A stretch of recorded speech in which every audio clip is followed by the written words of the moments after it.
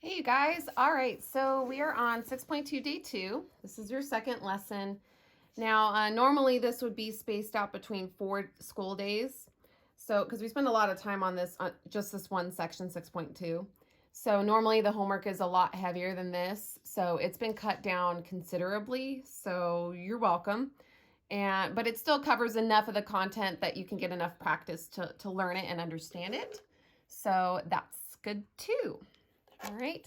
So now what we're adding in there is we learned in the last lesson to take the antiderivative of a function plugged into a function, pretty much, where we have to use the u substitution.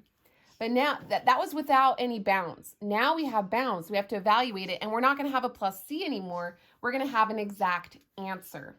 Okay. All right. So we still have to do the u substitution. So the trig ones get a little tricky, but after this lesson, there's so much practice on it. Like those things that you're supposed to remember, you're kind of forced to remember it, or at least look it up, and then it kind of gets stuck in your brain because you had to look it up. So when we're thinking about what to let u equal, I have to let u equal something. I have two things to choose. It could be the tangent of x or it could be the secant. Well, the derivative of tangent is secant squared. So tangent is the one that I need to let u be.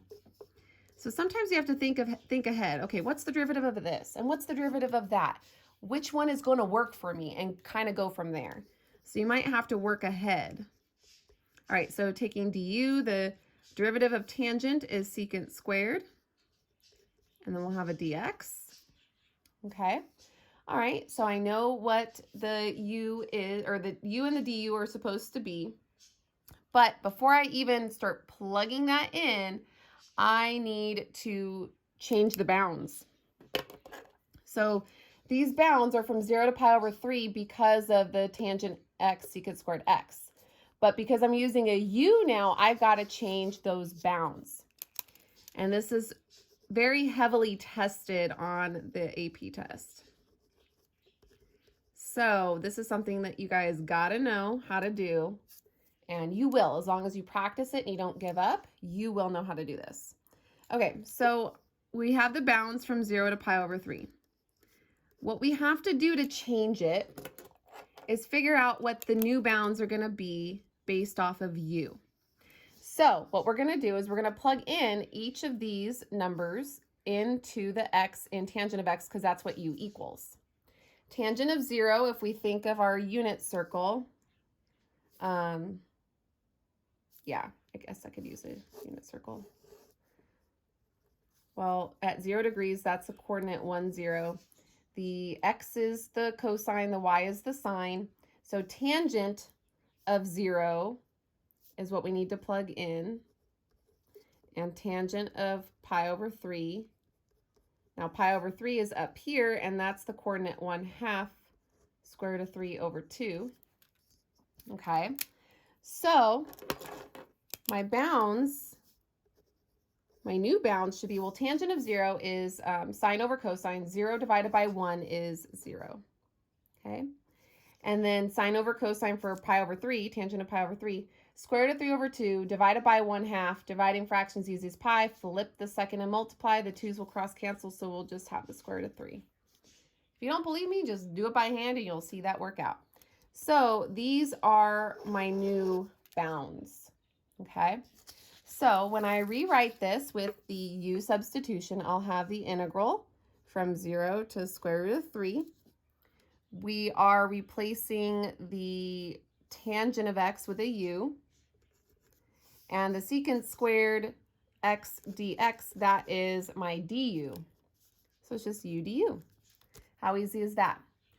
Now, there's another way to go about this without changing the bounds. You can do it the whole way that we learned in the last lesson, but then you have to plug the u or the x back in for the u. You have to switch them back. But if you do it this way and change the bounds right now, you don't have to plug the tangent x back in for u. It's already taken care of because we changed the bounds. So that's what's nice about this method. It takes out some extra steps, okay? And this is what you're tested on. So this is the method I'm going to be using this entire time. I'm not going to show the other method. Okay, so let's find the antiderivative. Let's integrate. So we got to bump this up. So we'll have to divide by 2. So it'll be u squared over 2 from 0 to square root of 3. And we need to plug those in, right? So we'll get the square root of 3 squared over 2 minus, if I plug in a 0, I'll have 0 squared over 2. Well, 0 squared is 0. 0 divided by anything is 0, so that's gone. The square root of 3 squared is just a poof, a 3 gets to come out, and it's just a 3 over 2. And that's the answer. We had the bounds, so we get an exact answer. How about that? Okay, so that was example 1. Example 2. Let me move my camera down because I'm putting my paper on top of my pens and I need to reach my pens. All right, so example 2, we have the integral from 0 to 1 of x over x squared minus 4 dx.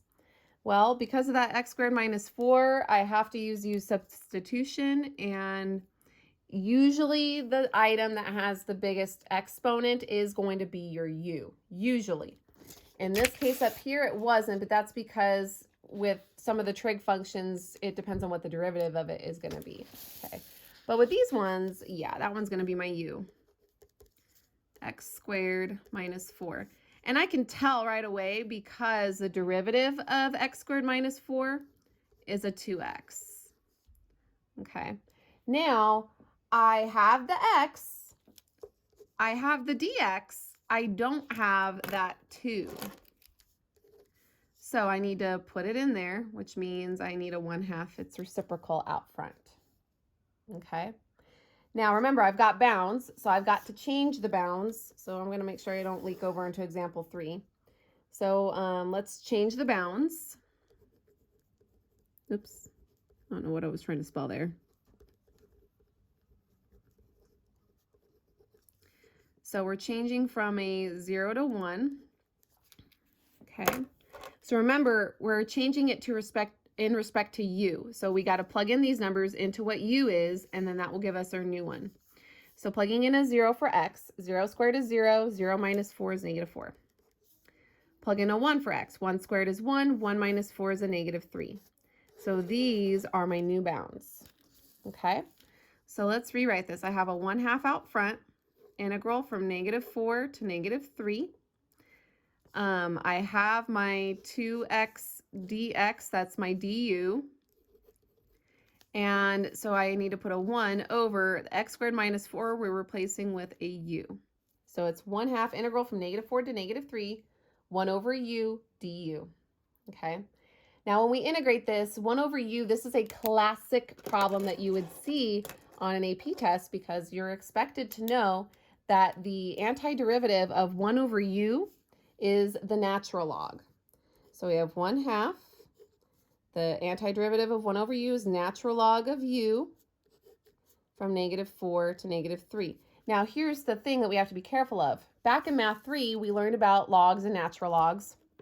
You can't ever plug in a negative number into a log, any kind of log. You can't do it. It'll say undefined, it'll say error.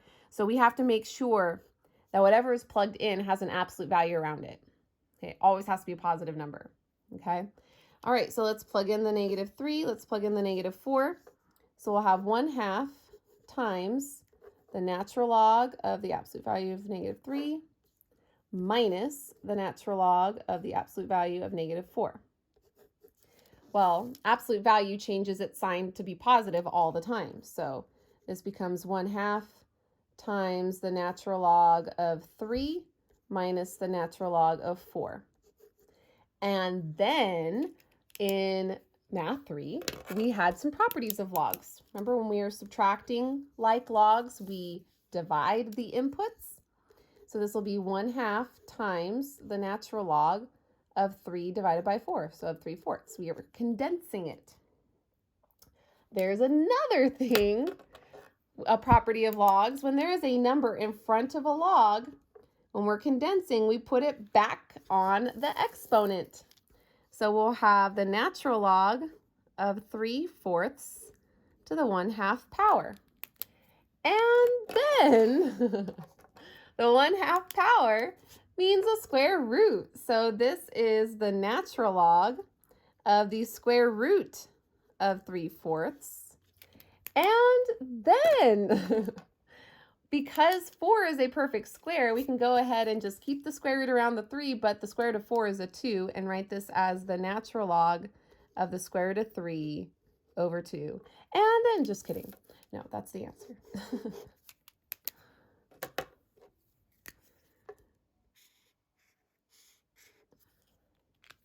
I love, like, look at this. It's so pretty.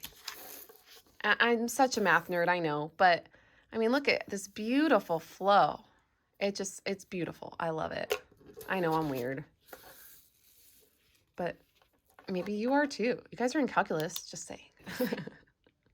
And it's okay to be weird. It's okay. All right, example 3. This one's a tough one, no lie, okay? And a lot of it's tough just because of this variable. It's a theta. Theta is usually used to represent an unknown angle, okay? So don't freak out. Just think of it like an x. And if you would prefer to change it to an x to make it look better, that's up to you. Okay, so I need to figure out what I'm going to let u equal. And because this is squared, I think that that's going to be my u. Now remember, if you choose something to be your u and you take a derivative and it doesn't make sense, like you don't see any piece of it up there, then you picked the wrong u. So you need to try again, okay? Just saying. All right, so u is 1 plus theta to the 3/2 power. Oh, I'll keep that color. And then let's take the derivative. Derivative of 1 is 0. Derivative of theta to the 3/2, so we got to drop down the 3/2 theta, and 3/2 minus 1, so 3/2 minus 2 over 2 would be 1/2, and that would be d theta. And then the 1/2, we can also rewrite that as a square root. So du equals 3/2 square root of theta, d theta. Oops, I was about to write an x. Okay, so in our problem, do we have the 3/2 square root of theta d theta? Well, we've got the d theta, obviously. We have the square root of theta, but in front of that, we have a 10. So here's a little trick, and we are going to change the bounds. So let me put this off to the side. Change bounds. We will do that soon. We're just gonna wait on it. Let's finish what we're doing first. So we will come back to that, okay? All right, so let's just rewrite this. That 10 is a constant. I could factor it out front of the integral. So that's what I'm gonna do. I'm gonna put 10 out front, 0 to 1, of the square root of theta over 1 plus theta to the 3/2 d theta. Oops, about to put an x again. So used to that x. Okay. So from here, now we're like, okay, I have the theta d, or the square root of theta d theta. I have that part. I am missing the 3/2. So what I need to add in here is a 3 over 2. But if I have a 3 over 2 in here that I'm adding in, I need to make sure to multiply by its reciprocal out here. Okay. So this will be, what, 20 over 3? Integral from 0 to 1 of 3 square root of theta over 2 times 1 plus theta, oops, to the 3/2 power. Did I write that correctly? Oh, I forgot the square. D theta. Okay, so now we'll go back to changing the bounds.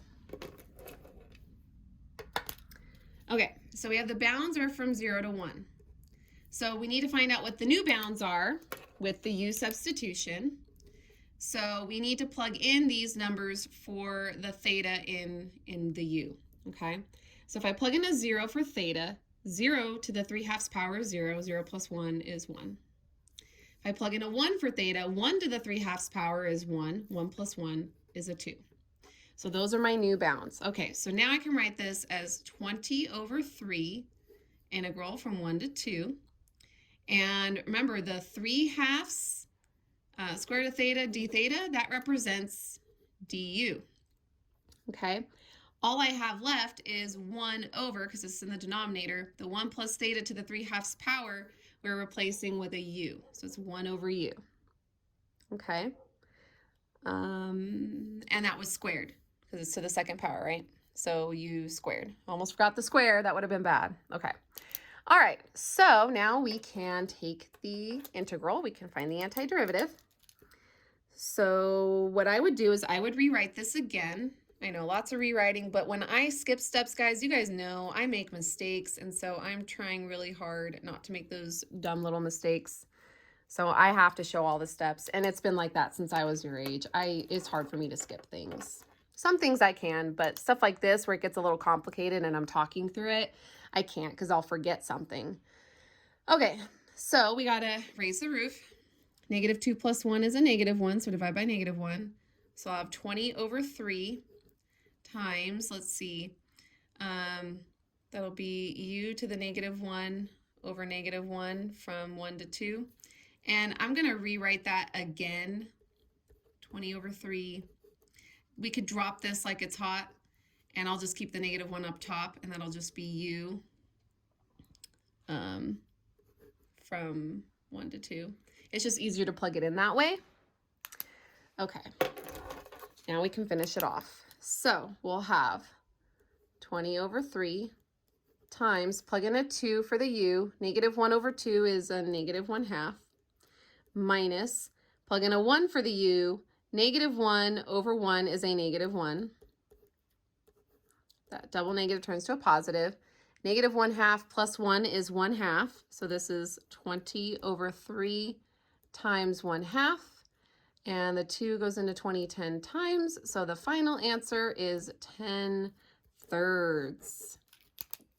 Yes, so that one was a challenging one for sure. For sure. It has a lot of steps, but it's still not so bad. It's something that you could reason yourself through if you gave yourself the chance. So make sure that you guys are giving yourselves the chance to reason through something and not just searching for answers to things all the time, because you're not going to remember how to do it if you're always just searching for answers. Okay.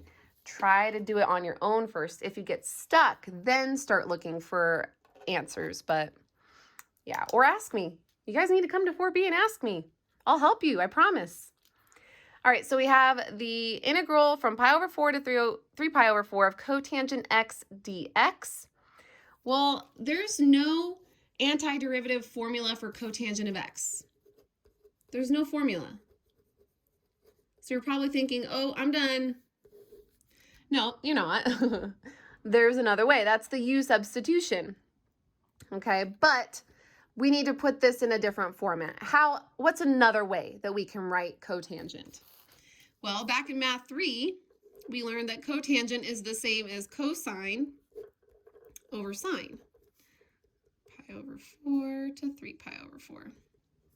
Oh, forgot the dx. There it goes. Okay. Well, which one should I pick, cosine or sine? Well, the derivative of cosine is negative sine, and the derivative of sine is cosine. So since I don't have to worry about adding in a negative, I'm going to use sine as my u. So this one's going to be my u. I'm going to let u equal sine x. And then du would be, well, the derivative of sine, like I said, is cosine. So cosine x dx, which I have everything for, so I don't have to fix it at all to add in what I need. All right, I do need to change the bounds though, so let's change those bounds.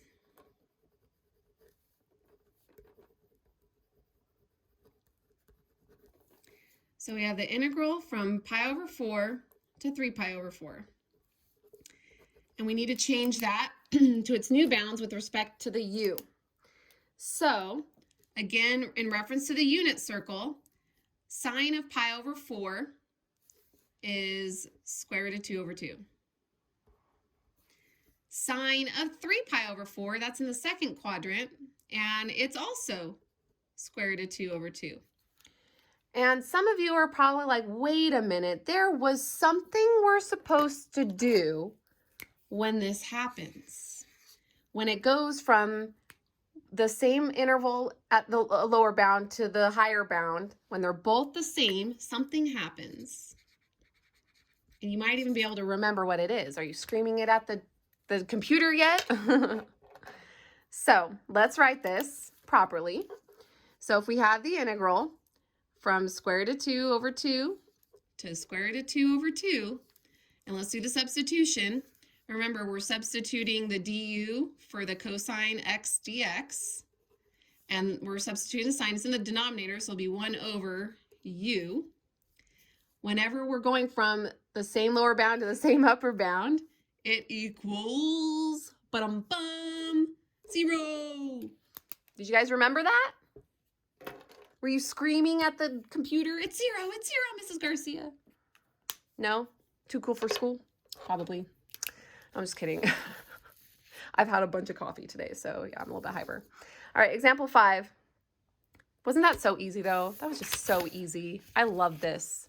Keep an eye out for that, guys. You see that, you're like, oh my gosh, 0. 0. Done. Done like dinner. All right, example 5. We have the integral from 0 to pi over 6, cosine to the negative third power of 2 pi, sine of 2 pi d theta.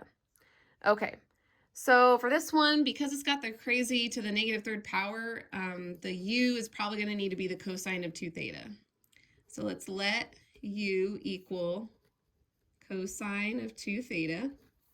Okay, and then take the derivative. Du equals, well, we have to do chain rule. The derivative of the inside would be a 2, and the derivative of cosine is a negative sine, and then you keep the same stuff on the inside. Oops, I don't have room for my dx. Or not dx. I always do that. D theta. Okay, so do I have what I need here? I have the sine of 2 theta and the d theta. I don't have the negative 2. That's what I'm missing. So I got to squeeze it in here, which means I need a negative 1/2 its reciprocal in there in the front so that it's still 1. Okay. What do we do next, guys? We change the bounds, Mrs. Garcia. Yes, we do. Change those bounds. The only time you have to change the bounds, guys, is when you have bounds. FYI, okay, in case that wasn't clear. All right, so we have 0 to pi over 6.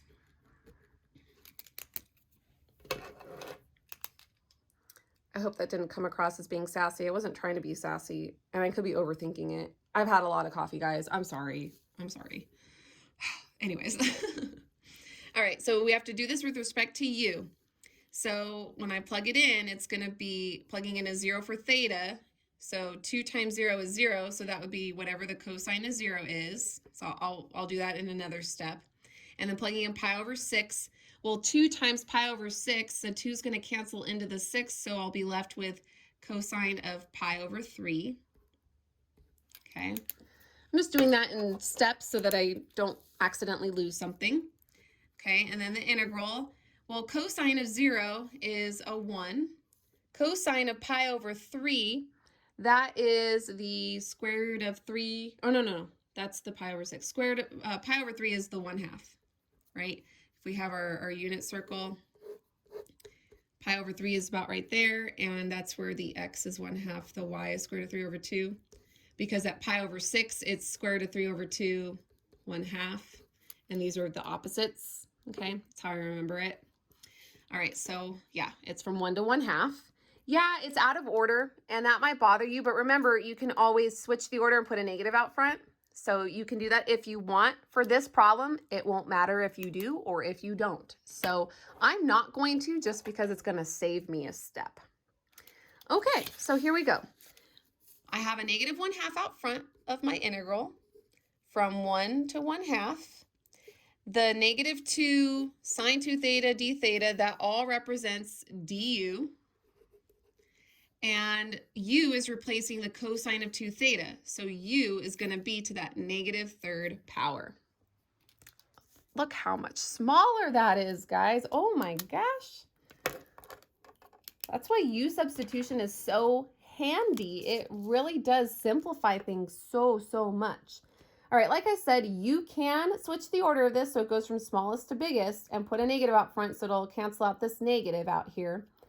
But you don't have to, because it'll still end up being the same answer if you do or if you don't. So that's entirely up to you. But knowing you guys, you're probably going to want to do it the quicker way. So you're probably going to do the same thing that I'm doing, right? I'm pretty sure. All right, so let's integrate. So -1/2 out front. I need to raise the roof. -3 plus 1 is a -2. So I will have u to the -2 over -2 from 1 to 1/2. Okay, now because that -2 in the denominator, it's basically a -1/2, I'm going to bring that out front because I don't need it in there when I'm plugging in the 1/2 anyway. So when I bring it out front, I'm going to have this that I bring out, and that u to the -2, I could drop it like it's hot, so it'll be 1 over u squared from 1 to the 1/2. Now you don't have to factor out that -1/2, but I did it earlier not factoring it out, and the math, the arithmetic with it is a lot harder to do. It's just tedious. Not really harder, it's just tedious. And so this actually is very efficient. So a negative times negative is positive, and 1/2 times 1/2 is 1/4. Okay, so when I plug in a 1/2 for the u, I'm gonna have 1 over 1/2 quantity squared minus, plug in the 1 for the u, 1 over 1 squared is just a 1, okay? Well, 1/2 squared is 1/4, okay? So this is 1 over 1/4, oh, you guys can't see, I'm sorry. 1 over 1/4 minus 1. Now, dividing fractions easy as pie, you flip the second and multiply, so that will be 1 times 4, pretty much. So it's 1/4 times 4 minus 1. 4 minus 1 is 3, so 1/4 times 3 is 3/4. And that's the answer. Now let me show you on my notes. I did it the long way. I kept the -1/2 there, and I plugged it in, and I mean, look how ugly it gets with that in there, and then I have to, yeah. So I don't know. I feel like this was a lot cleaner than keeping the -1/2 in there. So you could do it this way or you could do it this way. It's up to you. I feel like the math was easier to do it this way. So I don't know. It's up to you guys. It'll still get you to the right answer as long as you do the arithmetic correct. Okay, so there you go. Have a good one, you guys.